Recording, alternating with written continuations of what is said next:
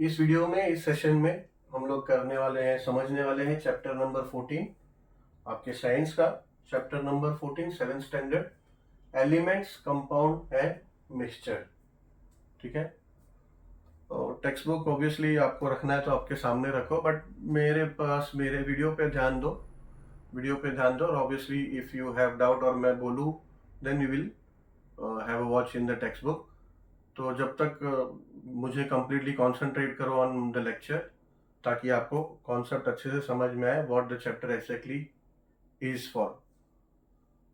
तो पहले elements, compounds and mixture, ये चीज समझने से पहले हम समझते हैं कि सब्सटेंस क्या है।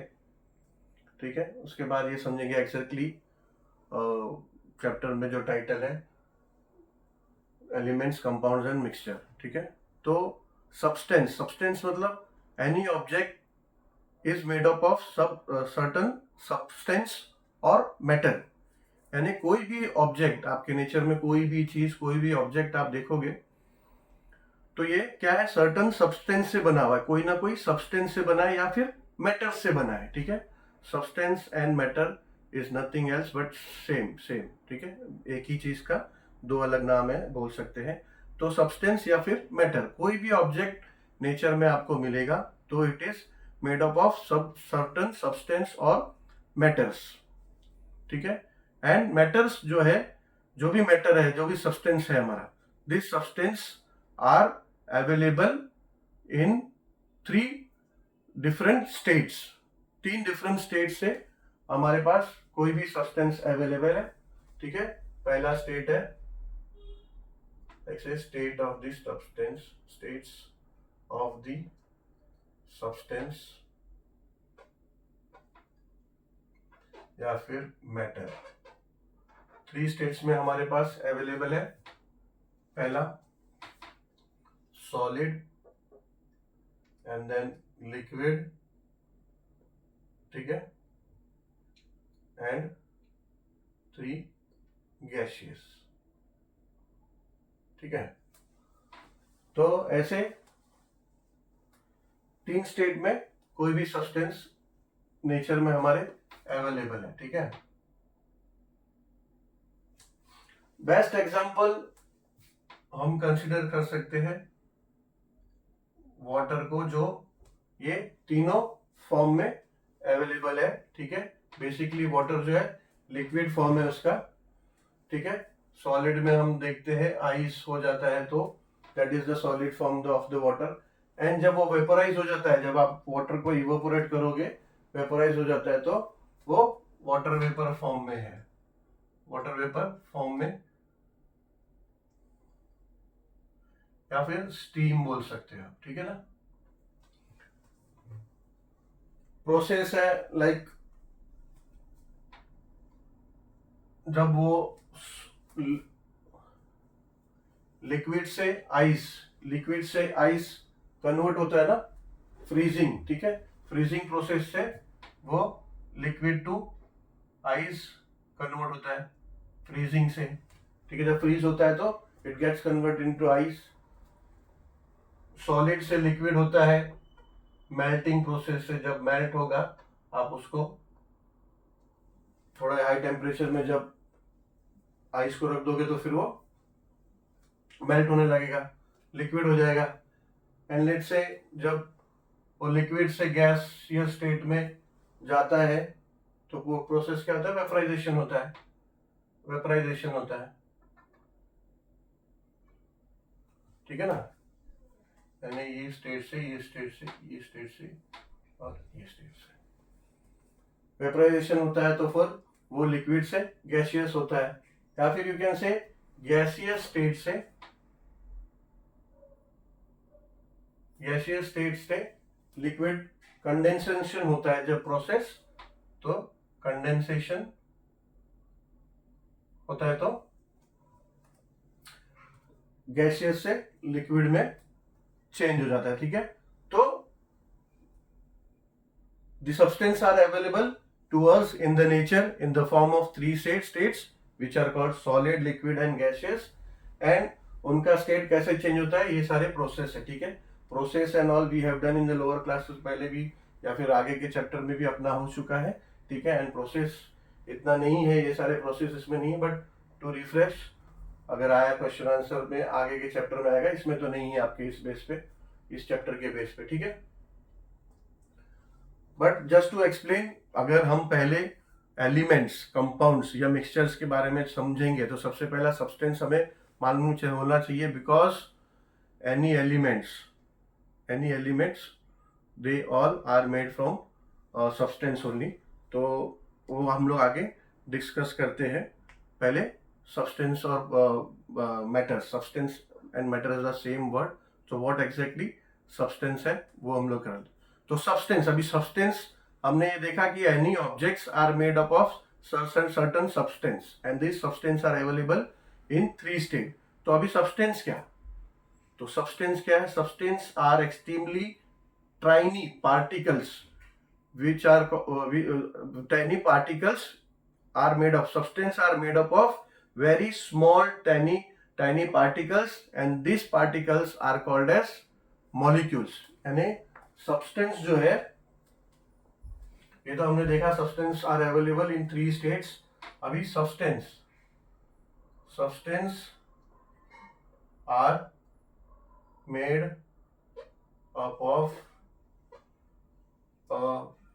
very tiny particles, and these particles are known as molecules, ठीक है। यानी छोटे छोटे पार्टिकल से सब्सटेंस बना है कोई भी सब्सटेंस, और इन छोटे पार्टिकल्स को मॉलिक्यूल्स बोलते हैं, ठीक है। और मॉलिक्यूल्स क्या? Then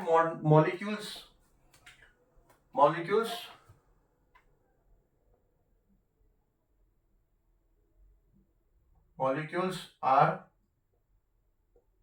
made up of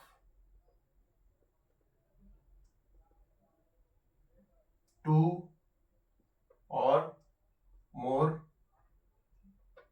atoms, ठीक है। तो ये भी टाइनी पार्टिकल्स ही होता है। एटम्स आर मतलब एटम्स उससे भी छोटे छोटे, एटम्स क्या है? एटम्स उससे भी छोटे होते हैं। और molecules are made up of 2 or more atoms, तो फिर एटम्स उससे भी छोटा हुआ। अभी एटम्स क्या है? तो atoms are very tiny particles and can not be observed by naked eye. यानी एटम इतना छोटा पार्टिकल, इतना टाइनी है कि that we can't observe them with our naked eyes, but in case if larger quantity of atoms comes together, then it becomes visible to us, ठीक है। यानी बहुत सारे एटम जब कंबाइन हो जाते हैं then it becomes visible to us, ठीक है। तो एटम क्या है?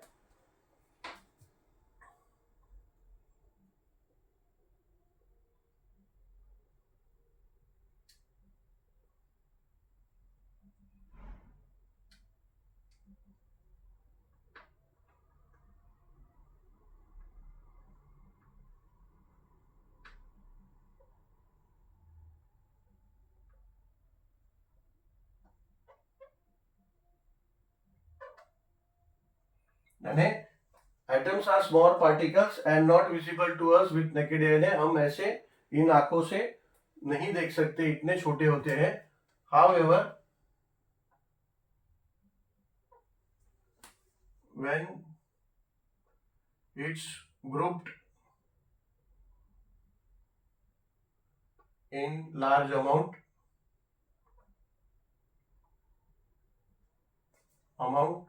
then it may be visible, ठीक है। यानी कि बहुत छोटे पार्टिकल्स है एटम्स, और वो विजिबल नहीं होता, वो भी हमारे नेकेड आई से। और जब ये ग्रुप हो जाते हैं एटम्स, तो ज्यादा क्वांटिटी में जब ग्रुप हो जाएंगे तो हमको विजिबल हो जाता है, ठीक है। लगभग मैं आपको समझा रहा हूँ पूरे चैप्टर को, ताकि it becomes easier to you to study the notes, ठीक है। you will not find word to word on the board as it is mentioned in the textbook obviously, and also it may happens that आप लोगों को schools and institutions में they must be giving some notes which will be having different wordings and all, but then main concept is that whether you understood or not, that maybe let the answers or questions जो भी आप पढ़ रहे हो it may differ but the meanings remain the same, so best the main thing is that you should understand the concept what actually it means. ठीक है, चलो we'll come on the topic now. So atoms are the small particles and not visible to us with naked eye, however when it's grouped in large amount then it may be visible. ठीक है, and atom जो है why its name is it has been named as atoms because atoms जो है atoms are undividable. ठीक है, undividable atom जो है अनडिवाइडेबल, इतना छोटा इतना टाइनी है कि उसको आप डिवाइड नहीं कर सकते, उसको पार्ट में उसके पार्ट्स नहीं कर सकते. ठीक है, therefore it is atoms are undividable and in Greek word atom means undividable. ठीक है, ग्रीक लैंग्वेज में ये अनडिवाइडेबल, जो चीज अनडिवाइडेबल है मतलब अनडिवाइडेबल है उसका अर्थ होता है एटम, तो इसलिए उसका नाम जो है एटम्स रखा गया है कि एटम्स. ठीक है, तो इसलिए वो एटम्स है. एंड अगर कोई जैसे मास एंड वॉल्यूम मालूम है आपको कि मास यानी वेट, ये वेट और वॉल्यूम मिले एक कोई भी ऑब्जेक्ट है तो उसका कवरिंग एरिया है ना, वो कितना एरिया कवर करता है. बेसिकली वो वॉल्यूम होता है कि कितना एरिया, जैसे 1 लीटर पानी है और 1 लीटर तेल है. ठीक है, तो दोनों सेम वॉल्यूम कवर करे ऐसा नहीं है, बिकॉज दोनों का डेंसिटी अलग अलग होता है. तो एक अगर लेट से 1 गिलास, अगर पानी ने 1 गिलास कवर किया तो तेल को हो सकता है कि 1 गिलास से थोड़े कम में ही सेम क्वांटिटी ऑफ तेल कवर हो जाएगा. यानी 1 लीटर एक वजन अगर वेट आप करो 1 केजी दोनों का, अगर वेट में देखो 1 केजी दोनों सेम होगा, बट देन अगर आप कोई कंटेनर में उन दोनों को मेजर करोगे तो दोनों का लेवल सेम नहीं होगा. ठीक है, ऐसे ही सॉलिड में भी अगर आप समझो कि आप कॉटन ले लो और मेटल ले लो, लोहा ले लो, कोई भी आयरन पीस ले लो और मेटल ले लो, तो अगर 1 किलो ऑफ कॉटन होगा तो वो ज्यादा एरिया कवर करेगा, उन्हें वो ज्यादा वॉल्यूम कवर करेगा. मगर 1 किलो वही आपका अगर आयरन पीस ले लोगे तो that will cover lesser area. तो basically the mass and the volume of atoms of different elements will differ and maybe say that they are different. यानी मास और वॉल्यूम डिफरेंट एलिमेंट्स का atoms होगा तो उसका mass and volume will be different, वो same नहीं होगा. ठीक है,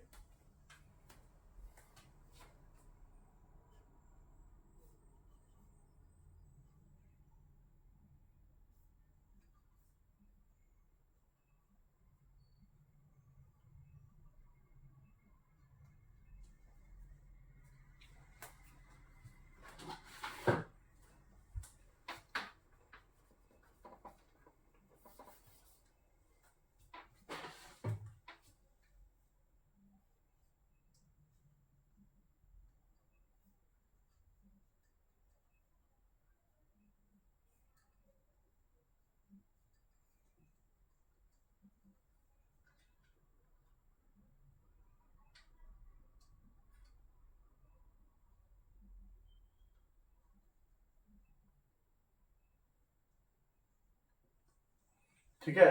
so mass and volume of the atoms of different element will be different. ठीक है, तो इतना मेन कॉन्सेप्ट है हमारा. सब्सटेंस क्या होता है? Substance, they are made up of very tiny particles and these particles are known as molecules, and molecules are made up of one or more atoms. और atoms क्या है? Atoms are small particles and not visible to us with naked eyes. However, its group in life, if its groups in large amount, then it may be visible. Atoms are undividable है, और atom को atom इसलिए बोलते हैं because in Greek atom means undividable. ठीक है? And mass and volume of atoms of different element will be different. ठीक है? तो ये मेन इतना हमारा पार्ट है regarding substance, molecule and atom. ठीक है? अभी आगे हम देखते हैं मेन हमारा एलिमेंट क्या, कंपाउंड क्या और मिक्सचर क्या.